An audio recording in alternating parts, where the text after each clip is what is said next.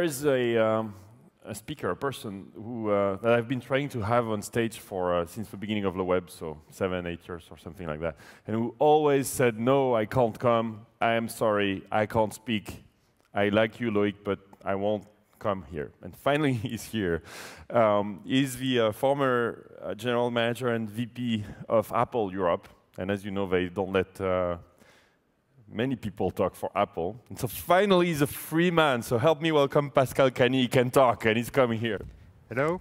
You're free. I never had the impression, the sense that I was in a jail, actually. So it's all right.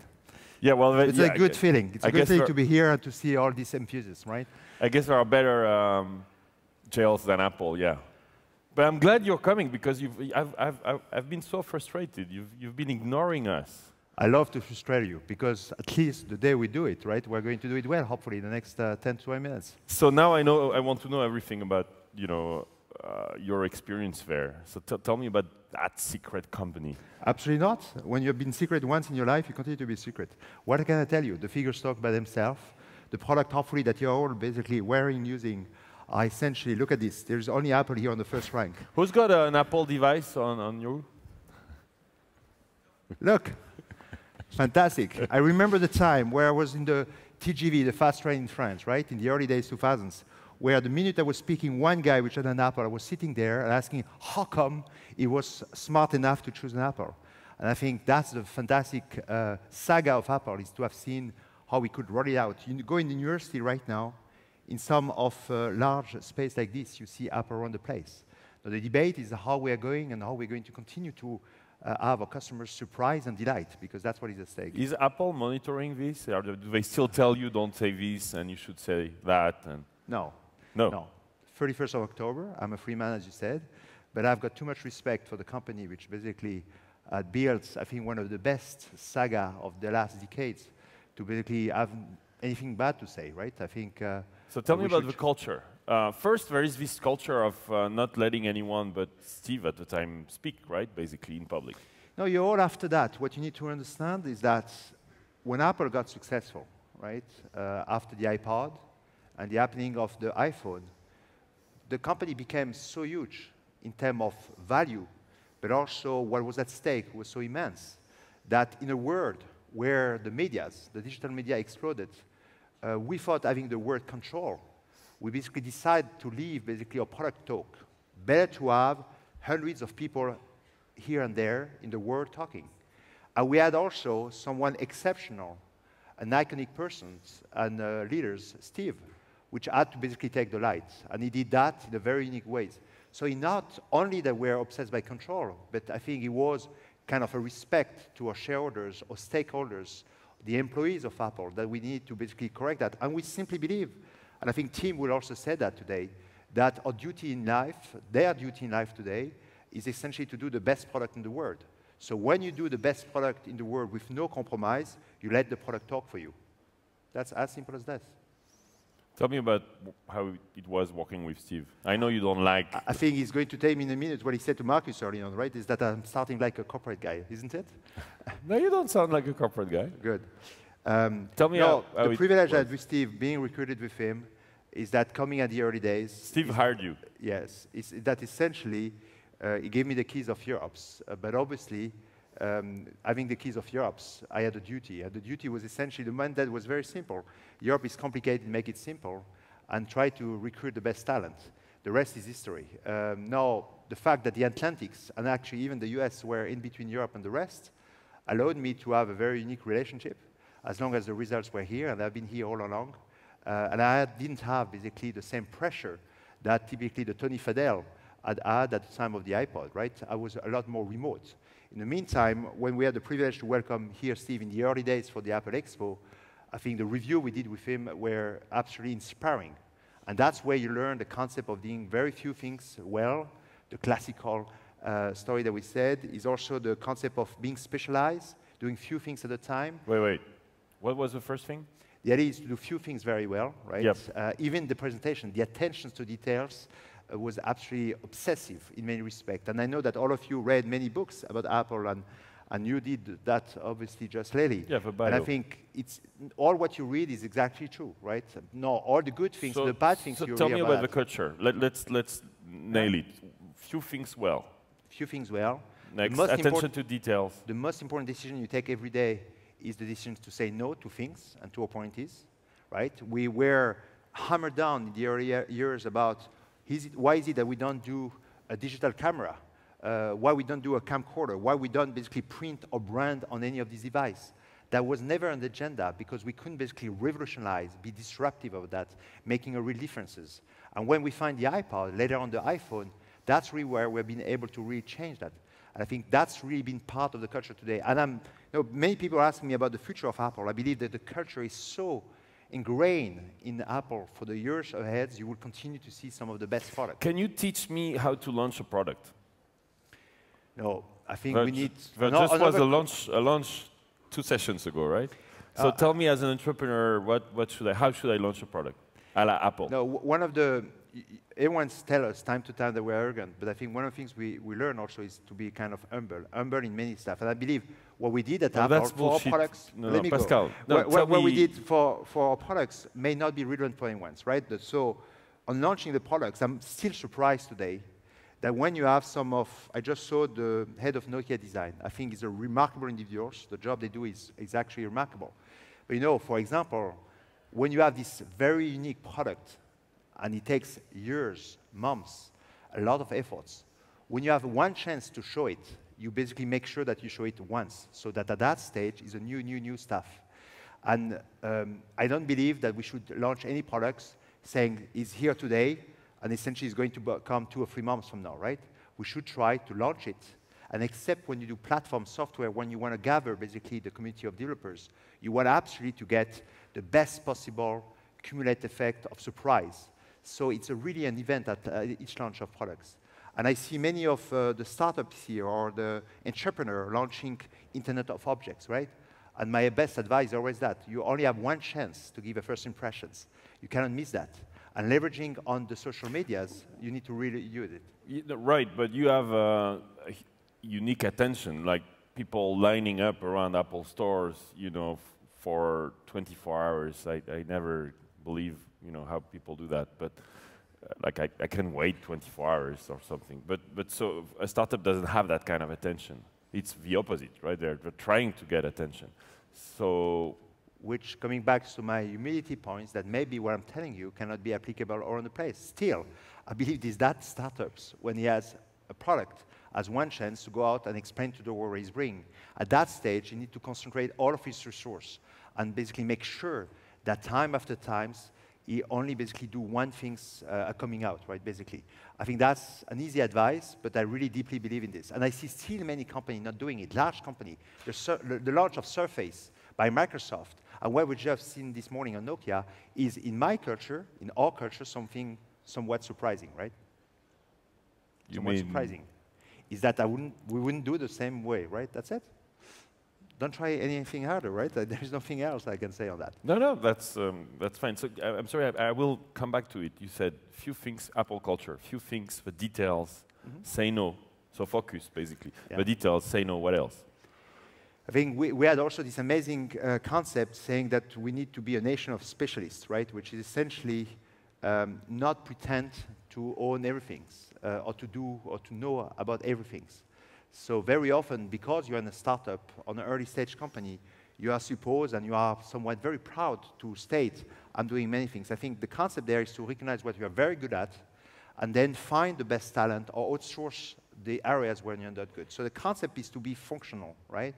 Is to do one thing at a time, specialize that. And that's very frustrating because it requires that you put depth versus breadth. When you apply that at a fast growth stage, it's simplified the job, and it allows you also to bring talents which come because they are very unique and very good at something, which is kind of a generic advice, but has been that thing true for many of the partners that we work with, right? So I really believe in this one. Functional, nation of specialists. Great. I'm not reading my email. I'm just texting my team using my iPhone. Because I'd like to take some questions if you allow us. So tell me about you as... You're an angel now? Because the Apple stock didn't do bad, right? It was a good thing for you. What, 12 years at Apple? I mean, if you want me to tell you, how can I deny that? No questions. I don't want to be an angel, right? What I've been doing over the last months, days, essentially meeting amazing people. And when I find individuals, essentially around the Internet of Objects as well as the content, I believe this is the two areas where me as a European, deciding to live here, I should focus my talent, right? If any. And the concept is very simple, is that today the battle of the device on this side of the Atlantic is lost, at the exception possibly of Nokia, and I wish them all the best. And we need maybe here in Europe to focus on taking over these new revolutions, which is the Internet of Objects. So any company which is in this area is, I think, of interest, and I think I've got a relevancy for these guys. And then I believe that the second key area is the content, right? You are going to have 2 billion smartphones out there in 2 years. You are essentially having a beast to feed a watt of content. So creating content, aggregating content, making sure to monetize it could be also one of the core focus of this side of the world. Because we are talents, we've got engineers, we have also a 500 million images market. That's what we should take over. So let's shift to like entrepreneurs here. Your advice on, for example, international, because Apple rolls out very ambitiously, generally worldwide. Yeah.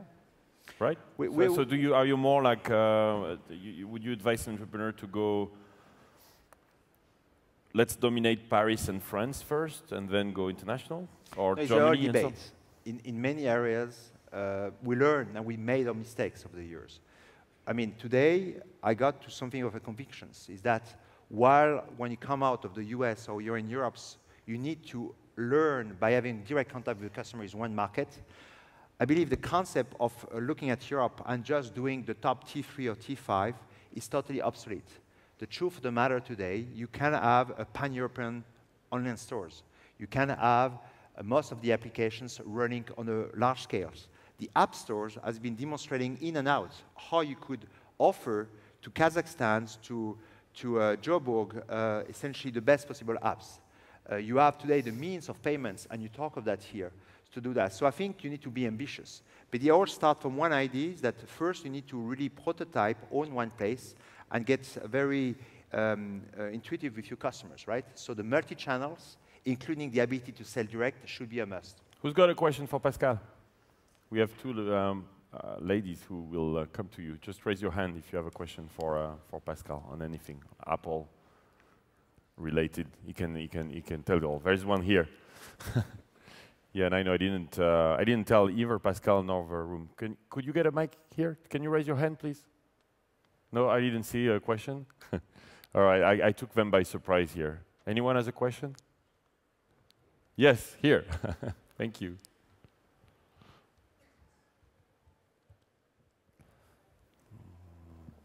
Hello, Pascal. Geneviève Petit from Petit Web. Could you describe your job interview with Steve Jobs?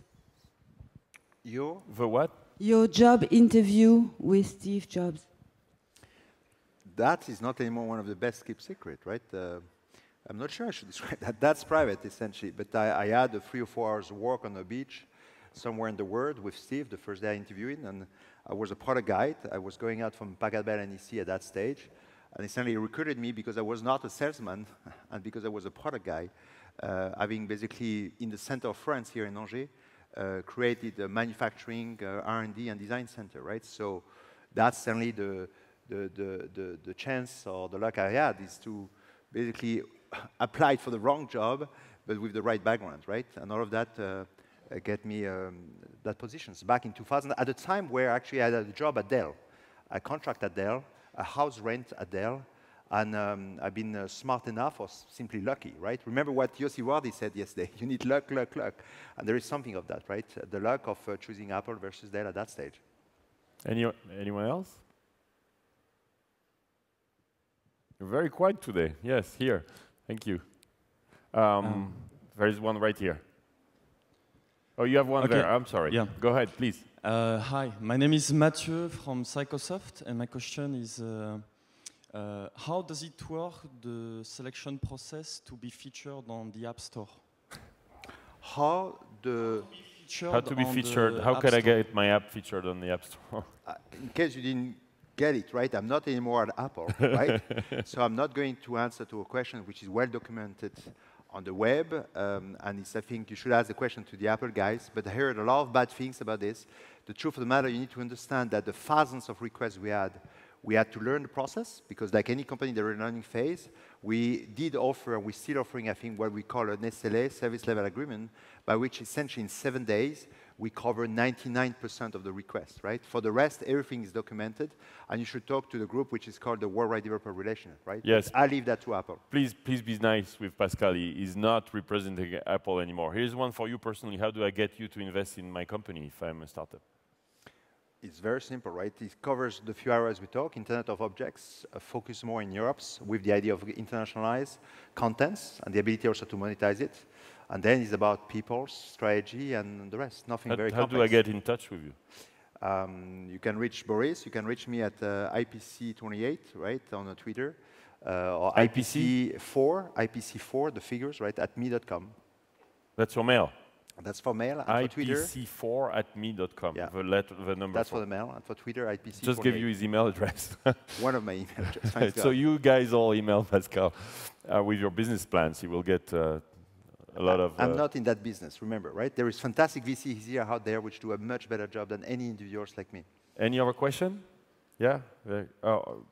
Here? Can you raise your hand so they find you? Yes. Here, right there. And there is one there after that. Great. Why is the Internet of Things so exciting? Until the mic... Maybe let him go. Okay, let's take it. Hi, Chris Tuttle with Soundview. Are you leaning more towards taking another senior role at a big company like a Philips or a Nokia or a Siemens or someone to sort of give them a whole new strategy? Or are you leaning more towards being the CEO and running your own show at a smaller, more entrepreneurial? No, you learned a long time ago that running your own show without the right means is not worth it. In the meantime, I don't see why I would have left Apple to basically jump into another company, being either or not in the same league. So I don't intend to stay in the same exact business, right? But basically, for any of you, which happens when you have been having the amazing journey which has been mine, you essentially don't want to make a call too quickly, which is what I'm going to do for the next 6 months, a year. And that's why I'm here. That's why I've been IDAT. I've been in Israel, Hong Kong, Singapore, I'm back in the Valley, meetings, essentially meet people like you, like entrepreneur, because that's what I love deeply. And then I will see if there is something intriguing which comes in a corporate role, why not? I don't believe this word of the startup versus the corporate is right. It's about the project, the journey that you can go after. So if I find one, and if I find one even in Paris, where everyone questions why I should go back, I will come back in Paris. I will go in New York. I will stay in London. If not, I will absolutely get professional at being, if not a business angel, but an investment, because I believe that's where you can really make a difference. And I believe that at Apple, like at Packet Bell, like at the SPC early on, right? I always try to make a difference in any of the job. And that's the exciting stuff. And life is too short. Remember, life is too short to live another one's lives, right? I think it's something like this that Steve said in his Stanford address. And I really trust this. Yeah. Yes. Go ahead. Hi, Amar Tour from The Verge. I was wondering if you could talk about Microsoft's approach to its Surface hardware, and if you think they'll be as successful as Apple has been with the iPad and other hardware approach. No, again, no, I'm not anymore a specialist of that, but 100 million iPad installed is a burgeoning business for the Surface. I think they've done a good job. The keyboard is an amazing feature. But in the meantime, and there is space, right? Gardeners pretend that both the Nexus as well as the Surface type of products could take up to 40% of business in 2016, when you will have 450 million tablets with 450 million PCs. So when the market will totally boom. So there is a lot of space. I think what we all need to recognize and understand is that the opportunity ahead of us are enormous. You see the intake rate of the smartphone, you see the intake rate of the tablet. And I think you need absolutely to understand that everyone will need that. And if you add on top of that the 4G, you get something very unique. I mean, I don't know if you realize that Tintin, right, the HD movie, takes essentially 60 minutes, I wouldn't mistake, to be downloaded on a 3G. It takes 3 to 4 minutes on a 4G. When you do that, the ability to reach your audience, to bring in front of the eyes of not only one person in the households, but tens of them, is totally different. That's why I think we in Europe, so we in the US, we have a fantastic opportunity of us. And what is reassuring is to come here and to see many of the business models which are going and articulating around that. So I don't know if I answer precisely to your point, but the point is about the tablet as a category was established. Remember that on the 28th of January 2010, when we launched that, everyone was questioning how, aside of the smartphone, aside of the PC, we would be, and the TV, obviously, we could be able to put a fourth device. No debate today. We demonstrated, we at Apple, everyone is going on the same bandwagon, and all of us will, by 3 or 4 years from now, get amazing TV, tablet, PC, and obviously one of several smartphones in the house. So that's what is very exciting. We're out of time, so very last question, quickly. You have a mic, and that's going to be our last one. Thank you. I'm Bogdan Iordache from How to Web. One quick question regarding the future. What would be, in your vision, the best intersection between Apple products and the Internet of Things? That's a good one. Thank you. That's a very good one. I think that Apple is such a journey that you will see them continuing with the existing free core range of products. It doesn't mean that due to the platform and the apps economy, they will not take full benefit and actually drive in their own ways the intake of the Internet of Things. I don't see, but really I'm not an outsider, and I've been an outsider for several months, I don't see Apple jumping on the Internet of Things right away. I think there is, there is too many big things to do with the rollout of the smartphone, the iPhone 5 in broader geographies, to essentially continue to lead the tablet business, not mentioning the superb products that they continue to deliver, and obviously the TV, the connected TV that everyone talks about, right? So to divert the attentions, applying the concept of we basically have to say no to many things into that area. So all of that to tell you that many of you have got certainly few months, quarter, semesters, and most likely years ahead of you to basically start the journey, and eventually, a few years from now, they may come in. Thank you, Pascal. I have a prediction for you. You'll have to change your email soon. Good. You gave me some help. Pascal is very generous with his time, so I know he's going to be around. So please go talk to him. He's a fantastic person to get advice from, and if you're lucky enough that he invests in your company, that's of course even better. But thank you so much for taking the time, Pascal. Thank you. I've not been too corporate. It's okay, right? You've not been very corporate. Give me a good grade. Well, you ask them. Don't ask me. And thank you. Thank you, Pascal. Thank you.